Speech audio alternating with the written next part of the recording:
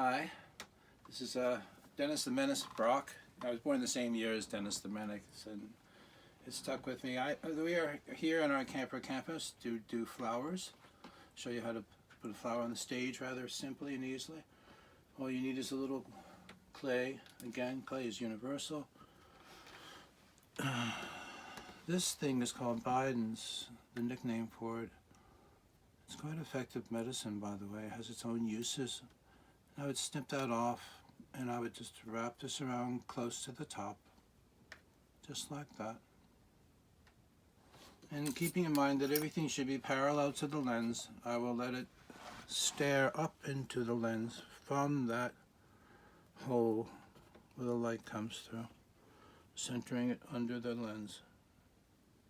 Can you get that over there a second, like we did? Hold on a second, I gotta show you this. Thrips are going crazy in here. Open it up a little bit. I don't know. Not focus. I will show you that with our camera. This is why you need my camera adapter. If you take them from the wild, where we just took this, they have little creatures in there called thrips. They're the same color as the yellow parts of the flower, go figure, and they live there, they never leave. And right now there's around 20 of them in there. And when we show you, we will get to the camera stand. I'm trying to keep you interested. This is suspense, okay? So this is how you mount that. It's foolproof. It's never going to go anywhere. You can hand it from child to child, and it looks different the next day. Some of these things change right before your eyes. This one turns and produces little seeds that stick onto things, so that makes it really cool.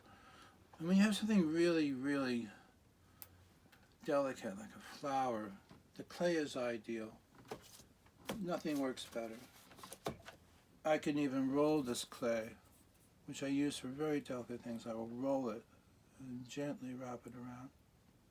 And because I've done that, I can look at it from the side with the luma rod behind it, like that. It's all lit up from the back. It's backlit. But when I turn it straight up, virtually straight up, I perch it on the edge of the hull.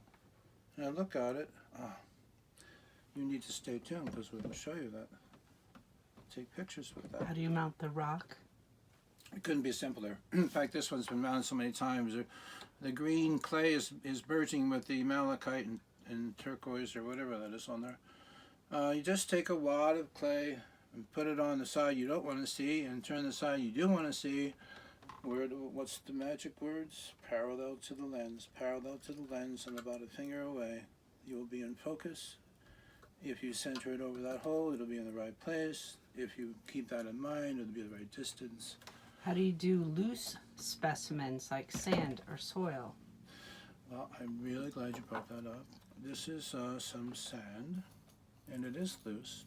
So we still have to deal with gravity. And gravity is, we can overcome one factor of gravity by using the official Brock optical rubber band, which was used originally on broccoli, ironically. I could put that like that.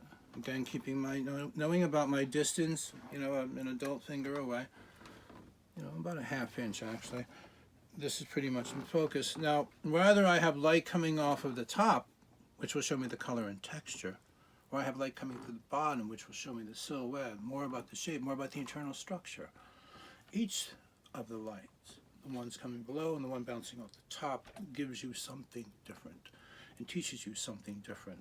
And by having it ambiently and without anything as foul as batteries to worry about, it couldn't be easier. Again, this is a tool. You don't need to study the tool.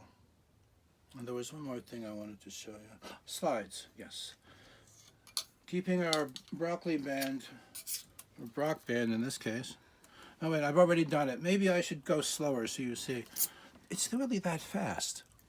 I take it, the little part that has to be seen, I center. In this case it's red, so I know it's there. I center it over my luma rod. I keep it that ½ inch away, and that's pretty much in focus already. When I look through it, when a child looks through there, he sees something. By seeing something, he can bring it into fine focus. He knows which way to go.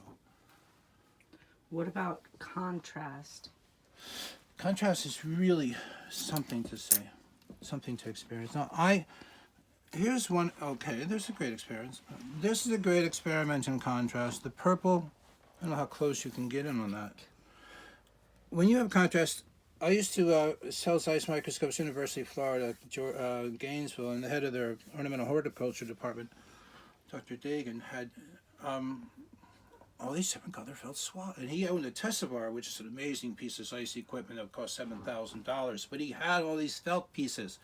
He knew that if you put that sand on that felt, it just lights up. This is all I have to do to make this a fantastic photograph. And when I show you the camera adapter, and you see right now I'm in focus, I got beautiful gems with this magenta background. It's fantastic.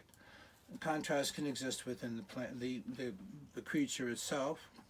For instance, this has that iridescence. Iridescence is a refraction process, and it's a trick of the light, and that's what makes it actually work, is the refraction of light. But picking a background that totally contrasts and totally complements what you've got on there, especially if it's sand or rocks or even flowers, I would take this red flower and put it with a contrasting background, like a royal blue background.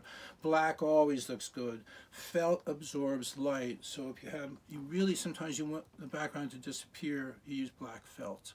By keeping it a half inch behind everything, for instance, if you had the flower mounted hanging over that felt, like that, right? Then the felt is not in focus, it's behind the focus, it's out of focus intentionally. And that works beautifully. So I think that pretty much simplifies that. Be creative, be adventurous, try everything. From Camper Campus, I'm Dennis Brock, thank you.